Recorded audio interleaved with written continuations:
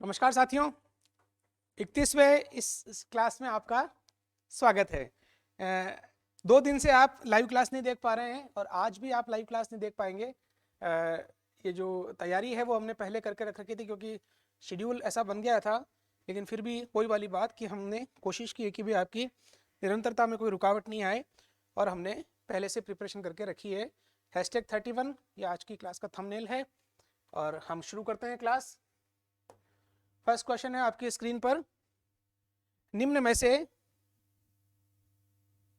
से कौन आधुनिक मानव कहलाता है?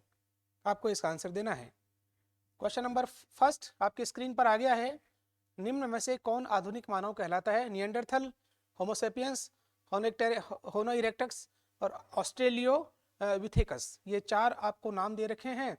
आपको ये बताना है कि होमोसेपियंस, होनो इरेक्टस, निएंडरथल और ऑप्शन डी में ऑस्ट्रेलियोपिथेकस, ये 4 ऑप्शन में कौन सा सही इसका आंसर है?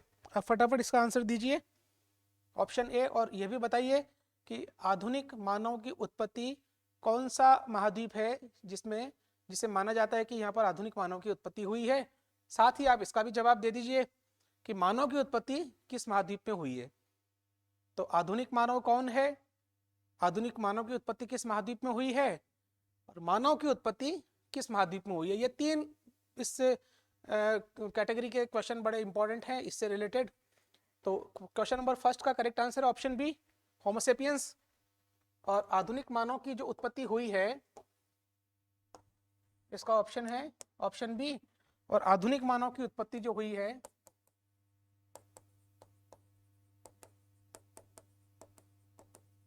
आधुनिक मानव की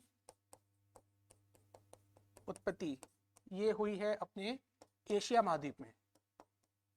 ये थोड़ा सा आपको ध्यान रखना है। और मानव की उत्पत्ति अगर वो पूछता है, मानव की उत्पत्ति, तो मानव की जो उत्पत्ति हुई है वो हुई है अफ्रीका महाद्वीप में। कहां पर हुई है? अफ्रीका महाद्वीप में। ये चीज आपको थोड़ी सी ध्यान रखनी है। नेक्स्ट क्वेश्चन आपकी स्क्रीन पर है, निम्न में से किस महासागर को मानचित्र में पूर्व व पश्चिम दोनों स्थिति में दर्शाया गया है?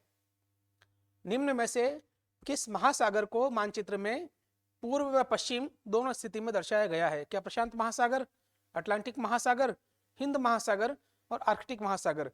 2 पार्ट नहीं है महासागर के, पर मानचित्र में जब उसको दर्शाया है तो मानचित्र फ्लैट होता है, पृथ्वी तो गोल है। उसको जब फ्लैट करेंगे तो जो उसका उस वाला वो जो पार्ट है वो 2 पार्ट में कन्वर्ट हो जाएगा। तो कौन सा महासागर इस हिसाब से पश्चिमी महासागर और पूर्वी महासागर में मानचित्र के रूप में हमें दर्शाने को दर्शाना पड़ता है? तो करेक्ट आंसर है इसका ऑप्शन ए, पैसिफिक ओशियन, प्रशांत महासागर। ठीक है, नेक्स्ट क्वेश्चन आपकी स्क्रीन पर है, संसार का सबसे बड़ा द्वीप समूह कौन सा देश है?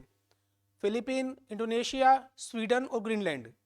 तो ग्रीनलैंड तो सबसे बड़ा द्वीप है और इंडोनेशिया जो है वो सबसे बड़ा द्वीप समूह कहलाता है। पूरा द्वीप समूह है ये, कई सारे छोटे छोटे से इसमें द्वीप हैं। क्वेश्चन नंबर 3 का जो करेक्ट आंसर है वो है ऑप्शन बी, इंडोनेशिया। इंडोनेशिया ये इसका करेक्ट आंसर हुआ। नेक्स्ट क्वेश्चन आपकी स्क्रीन पर है, मैं जवाब नहीं दूंगा, थोड़ा सा समय दूंगा 2-4 सेकंड का।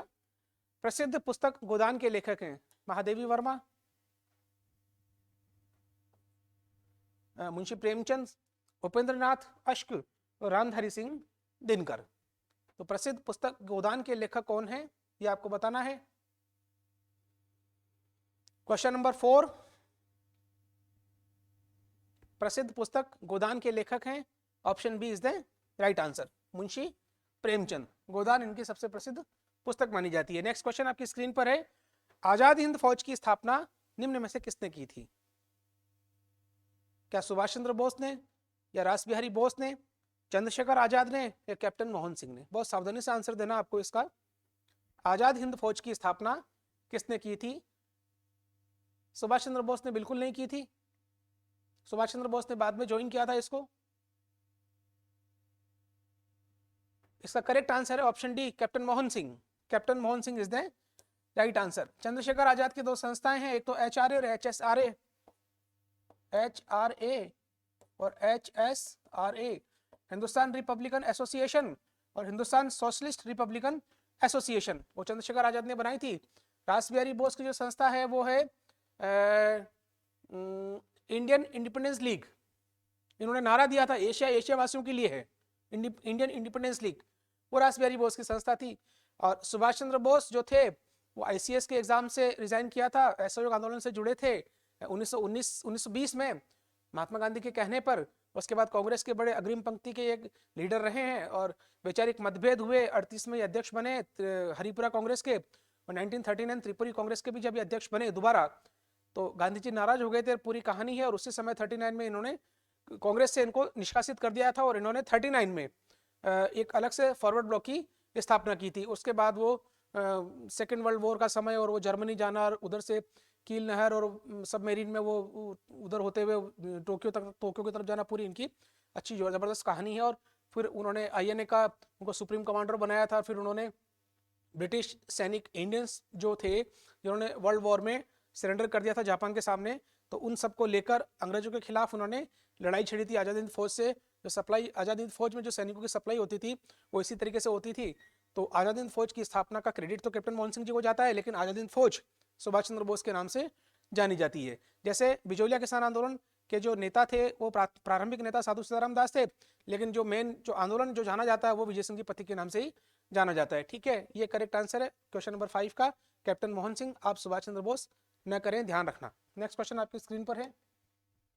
मरुस्थल के नाम दिए हैं और आपको क्षेत्र बताना है। सहारा मरुस्थल, कालाहारी मरुस्थल, अटाकामा मरुस्थल और थार का मरुस्थल। तो सहारा जो मरुस्थल है वो उत्तरी अफ्रीका में है। कालाहारी मरुस्थल जो है वो दक्षिणी अफ्रीका में है। थार का मरुस्थल भारत में आता ही है। तो सहारा तो आ जाएगा उत्तरी अफ्रीका में, सम्मिलित करो भाई, और थार का मरुस्थल है भारत में। तो ये तो 2 है और ये 4 है। अब कालाहारी और अटाकामा की बात आ रही है, तो कालाहारी दक्षिण अफ्रीका में आ जाएगा, तो ख का क्या आ जाएगा, 1 आ जाएगा, और ये 3 आ जाएगा। 2 1 3 4, 2 1 3 4 इज द राइट आंसर। ठीक है, ये ध्यान रखेंगे, कई बार सवाल आ चुके हैं ये। नेक्स्ट क्वेश्चन आपकी स्क्रीन पर है। अंतर्राष्ट्रीय क्रिकेट परिषद का कार्यालय वर्ष 2005 में लंदन से कहाँ स्थानांतरित किया गया, यानी कि आईसीसी का जो ऑफिस है वो कहाँ है, ये आपको बताना है। क्या दुबई में है, क्या ढाका में है, क्या कराची में है, या नई दिल्ली में है। अंतर्राष्ट्रीय क्रिकेट परिषद का कार्यालय कहाँ पर है? पहले ये लंदन में था, उसके बाद इसको शिफ्ट कर दिया है, तो कहाँ शिफ्ट किया इसका आपको आंसर देना है। तो क्वेश्चन नंबर 7 का आप आंसर देंगे यस। अंतर्राष्ट्रीय क्रिकेट परिषद का कार्यालय वर्ष 2005 में लंदन से कहाँ शिफ्ट किया गया है, तो इसका करेक्ट आंसर है Dubai. Option A is the right answer, ये आप थोड़ा सा ध्यान रखेंगे। नेक्स्ट क्वेश्चन है आपकी स्क्रीन पर। लाल बहादुर शास्त्री स्टेडियम कहाँ है? Question number 8, Lal Bahadur Shastri stadium कहाँ है? लाल बहादुर शास्त्री स्टेडियम कहाँ है, इसका आपको आंसर देना है। हैदराबाद, अहमदाबाद, दिल्ली और कानपुर, ये 4 ऑप्शन आपको दे रखे हैं। लाल बहादुर शास्त्री स्टेडियम कहाँ है? करेक्ट आंसर है इसका yes, Lal Bahadur Shastri stadium, option A is the right answer. Hyderabad में लाल बहादुर शास्त्री स्टेडियम है। तो भारत के प्रमुख खेल के मैदान है वो आप एक बार सरसरी निगाह से देखें, अच्छे से ध्यान रखें, पूछे जा सकते हैं। वायुयान के टायरों में कौन सी गैस भरी जाती है? हाइड्रोजन, नाइट्रोजन, हीलियम और नियोन, आपको इसका आंसर देना है।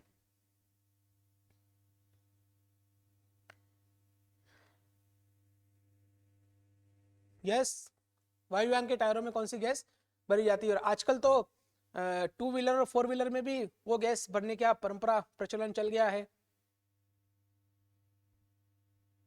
क्योंकि वो गर्म कम होती है।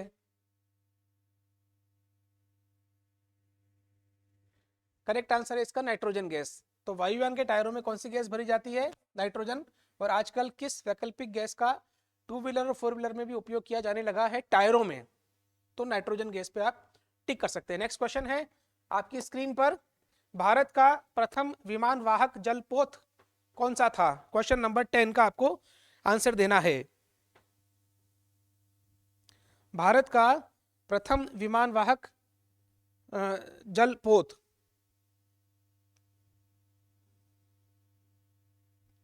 भारत का प्रथम विमान वाहक कौन सा था भाई? इसका आपको आंसर देना है। Option A Virat, option B Vikrant, option C Vikray, option D Varun. Vikram मतलब विक्रमादित्य से है ये। INS Virat, INS Vikrant, INS Vikramaditya, INS Varun. आपको इसका सही आंसर देना है। भारत का प्रथम विमान वाहक जलपथ कौन सा था? तो क्वेश्चन नंबर 10 का करेक्ट आंसर है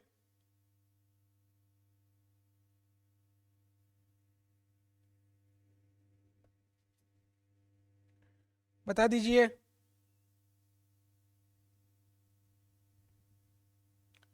करेक्ट आंसर है इसका Vikrant, INS Vikrant. Next question आपकी स्क्रीन पर है। सरफरोशी की तमन्ना अब हमारे दिल में है, देखना है जोर कितना बाजुए कातिल में है।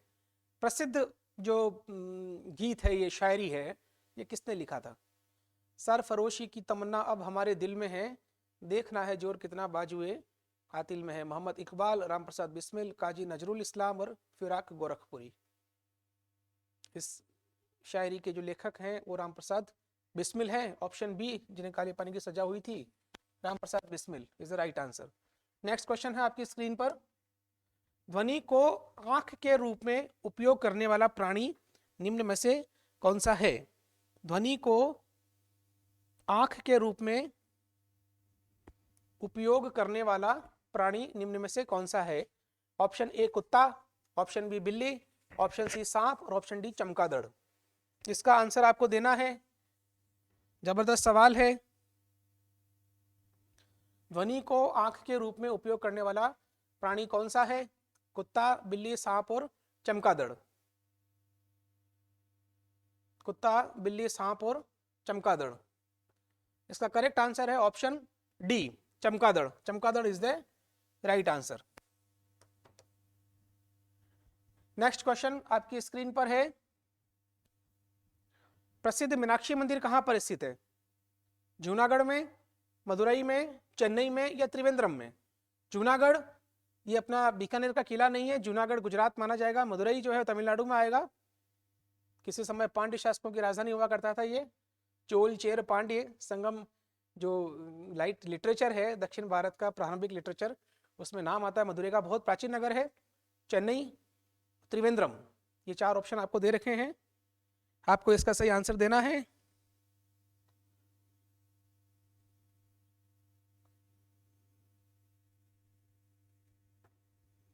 प्रसिद्ध मीनाक्षी मंदिर कहां पर स्थित है? इसका करेक्ट आंसर है मीनाक्षी मंदिर मदुरई में है। Option B is the right answer, जो किसी समय पांड्य शासकों की राजधानी भी रहा है। मीनाक्षी मंदिर कहां पर है? तो मदुरई में है। ये इसका सही आंसर हुआ। क्वेश्चन नंबर 14 आपकी स्क्रीन पर है।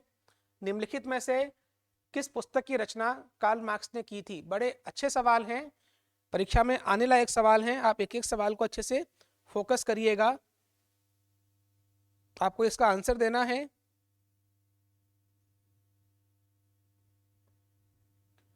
निम्नलिखित में से किस पुस्तक की रचना कार्ल मार्क्स ने की है? Divine comedy, Das Kapital, Asian drama और प्रिंसिपिया। ये चार आपके सामने ऑप्शन है भाई, और आपको इसका सही आंसर देना है। डिवाइन कॉमेडी लिखने वाले थे दांते,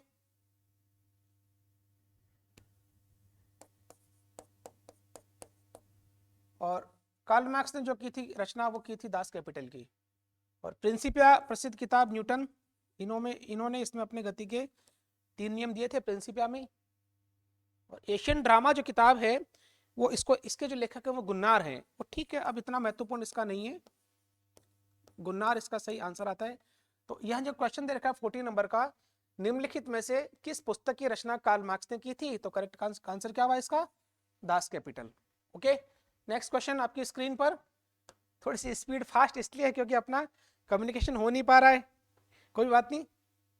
तिरुपति बालाजी का मंदिर किस भगवान का? ये राजस्थान पुलिस कांस्टेबल में सवाल आया था। और बालाजी नाम से ये हनुमान जी का मंदिर नहीं है। हम लोग हनुमान जी को उत्तर भारत में बालाजी के नाम से बिल्कुल मानते हैं, लेकिन दक्षिण भारत में जो ये मंदिर है वो तिरुपति बालाजी का आंध्र प्रदेश में आता है तिरुपति बालाजी का मंदिर। तिरुमलाई की पहाड़ियां हैं। और इसका जो करेक्ट आंसर है भगवान विष्णु का। तिरुपति बालाजी का मंदिर किस भगवान का है? Option A is right answer, भगवान विष्णु का मंदिर है ये। तिरुपति बालाजी का मंदिर किस भगवान का है? तो विष्णु भगवान का है। नेक्स्ट क्वेश्चन आपकी स्क्रीन पर है। दिसंबर 1911 में पहली बार जन गण मन कहां पर गाया गया था? आपको इसका आंसर देना है। दिसंबर 1911 में पहली बार जन गण मन कहां पर गाया गया था? इसका आपको आंसर देना है। यह सवाल कई बार आ चुका है।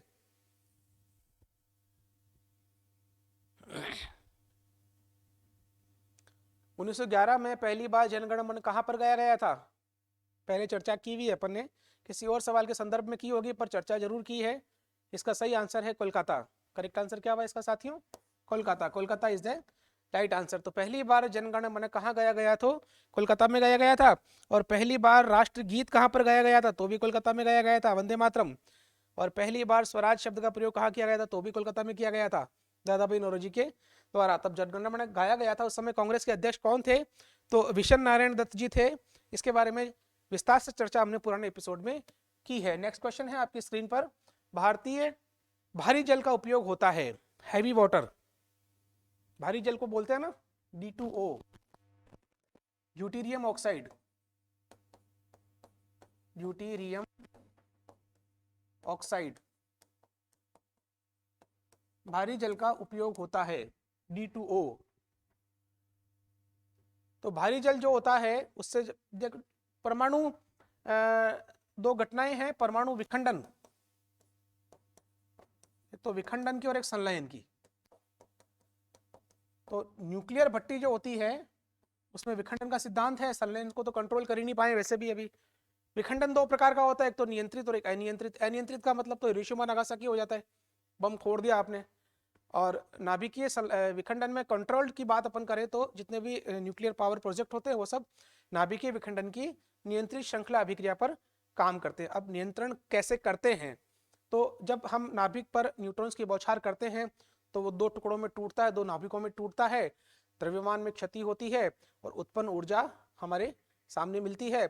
और वो जो एक्स्ट्रा न्यूट्रॉन्स जब निकलते हैं तो वो न्यूट्रॉन्स जो है वो लगातार आगे से आगे उन टूटे हुए टुकड़ों को फिर से तोड़ने का काम करते हैं, फिर उनसे भी न्यूट्रॉन निकलते हैं और वो फिर आगे से आगे ये क्रिया को करते रहते हैं। तो ये श्रृंखला अभिक्रिया चलती है, लेकिन इसको हम कंट्रोल कर लेते हैं, हम उसको बम के रूप में कन्वर्ट नहीं करके रचनात्मक बिजली बनाने में काम में लेते हैं। तो ये तरीका जो है उसके लिए हमको न्यूट्रॉन्स को नियंत्रित करना पड़ेगा और दो तरीके से उनको कंट्रोल किया जाता है। एक तो उसकी स्पीड को, उनके वेग को, जो बहुत तेजी से आगे बढ़ते हैं उनको कम कर देते हैं, और दूसरा जो न्यूट्रॉन्स एक्स्ट्रा जो होते हैं उनको एब्जॉर्व करवा लेते हैं, अवशोषित करवा लेते हैं। चलो भाई हो गया तुम्हारा काम, अब वापस आ जाओ। तो ये दो चीजें काम में लेते हैं। एक तो भारी पानी है जो न्यूट्रॉन्स के वेग को कम करता है, और एक कैडमियम की छड़ें होती है वो न्यूट्रॉन्स को एब्जॉर्व कर लेती है, अवशोषित कर लेती है। तो कैडमियम की छड़ें जो होती है वो अवशोषक होती है, और भारी पानी जो होता है वो न्यूट्रॉन की गति को धीरे करता है, इसलिए उसको मंदक के रूप में भी नाम दिया जाता है। तो ड्यूटीरियम ऑक्साइड जो है वो भारी पानी है, वो नाभिकीय ऊर्जा में काम में लिया जाता है, ये करेक्ट आंसर है। और भारत का दूसरा न्यूक्लियर पावर प्रोजेक्ट जो रावत भाटा चित्तौड़गढ़ में लगा था उसमें भारी पानी संयंत्र लगा है, ये भारत के अन्य परमाणु रिएक्टर्स को भारी पानी की सप्लाई भी करता है। ये थोड़ी सी जानकारी आपको रखनी है। भारत का पहला परमाणु रिएक्टर कौन सा है? तो तारापुर महाराष्ट्र में है। अप्सरा, ध्रुव, पूर्णिमा, कामिनी ये सब क्या है? तो भारत में नाभिकीय ऊर्जा से संबंधित परमाणु भट्टियों के नाम है। ये सब चीजें आपको ध्यान में रखनी है। बाकी कैगा है, काकरापार है, ये अन्य कई सारे जो न्यूक्लियर पावर प्लांट्स लगे हुए हैं वो आपको ध्यान रखने कौन से प्लांट किस स्टेट में लगे हुए हैं।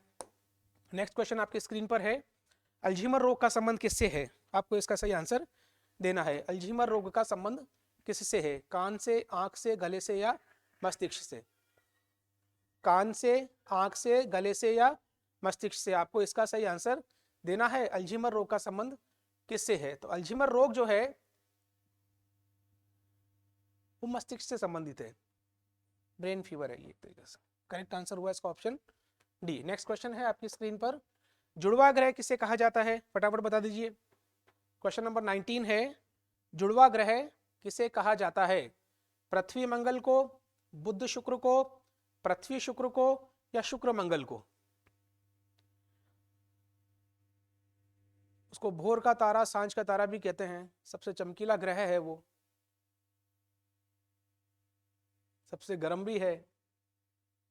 हालांकि सूर्य के सबसे नजदीक बुध है, लेकिन गर्म वो है। पृथ्वी की बहन भी कहते हैं। अब तो याद आ गया, पृथ्वी और शुक्र। क्वेश्चन नंबर 19 का करेक्ट आंसर है ऑप्शन सी, पृथ्वी और शुक्र। ये भी आप ध्यान रखेंगे, एस्ट्रोनॉमी, ये जो सौरमंडल है उसको आप थोड़ा सा अच्छे से पढ़ें। हर ग्रह की थोड़ी थोड़ी सी विशेषता ध्यान रखें। जनरल ट्रेडिशनल जीके में इससे संबंधित सवाल पूछ लिए जाते हैं। नेक्स्ट क्वेश्चन जो है वो आपकी स्क्रीन पर है। निम्नलिखित महासागरीय धाराओं में कौन सी धारा ठंडी धारा है, यह आपको बताना है। निम्नलिखित महासागरीय धाराओं में कौन सी धारा ठंडी धारा है? ब्राजील की धारा, कैलिफोर्निया की धारा, अलास्का की धारा और गल्फ स्ट्रीम की धारा।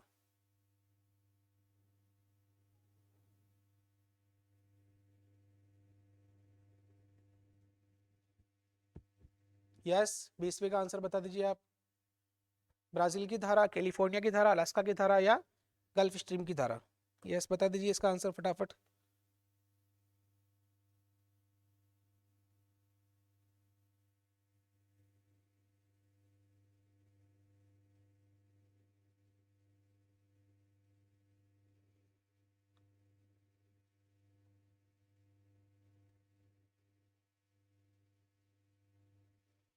ब्राजील की धारा, कैलिफोर्निया की धारा, अलास्का की धारा या गल्फ स्ट्रीम की धारा? गल्फ स्ट्रीम को तो यूरोप का गर्म कंबल भी कहते हैं भाई। अलास्का की धारा भी गर्म धारा है, ब्राजील की धारा भी गर्म धारा है, विषुवत की धारा तो इसमें ऑप्शन है नहीं, वो भी गर्म धारा है।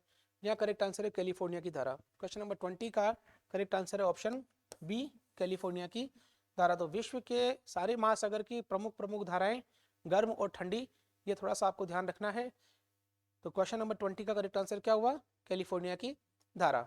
तो आज का ये जो सेशन है 20 क्वेश्चंस का वो कंप्लीट होता है। और मेरा वही कहना है जो मैंने लगातार 29th सेशन में, 30th सेशन में और 31 सेशन में आज के मैं कह रहा हूँ, रिवीजन बहुत महत्वपूर्ण है। आप अपने प्रॉपर नोट्स बनाएं, उसको रिवीजन करें। रिवाइज करना बहुत ज़रूरी है। लगातार नई नई चीज़ें पढ़ते रहना वो ठीक है, एक स्ट्रेटेजी आपने बनाई है, एक ट्रैक पे आपने पढ़ाई की है, आपको पैटर्न समझ में आ गया है और आपने उसके नोट्स बना लिए हैं। अब उन नोट्स को रिवाइज करना बहुत ही ज़रूरी है। जिसने रिवीजन नहीं किया वो बिल्कुल उसको याद नहीं आएगा फिर एग्जाम के अंदर।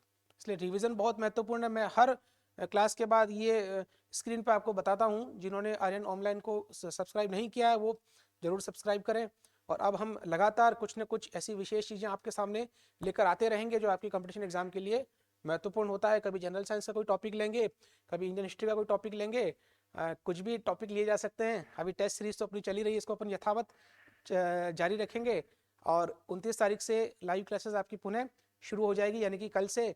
और 99.9% हम तैयार हैं फिर से क्लास लेने के लिए। कल से 3 दिन मैं अपने पारिवारिक काम की वजह से थोड़ा बाहर चला गया था, पर मैंने कोशिश की है कि मैं आपके साथ इनडायरेक्ट तरीके से ही जुड़ूं तो सही। और उस प्रयास में, उस कोशिश में ये हमारा एक ऑफलाइन रिकॉर्ड का प्रयास था, जिसको हम 3 बजे के टाइम पे इसको स्ट्रीम कर देंगे और आप इसे देखिए और इसका लाभ उठाइए। थैंक यू वेरी मच, बहुत बहुत शुभकामनाएं। तैयारी आप कंटिन्यू रखिए और रिवीजन लगातार करते रहिए। बहुत बहुत धन्यवाद, नमस्कार।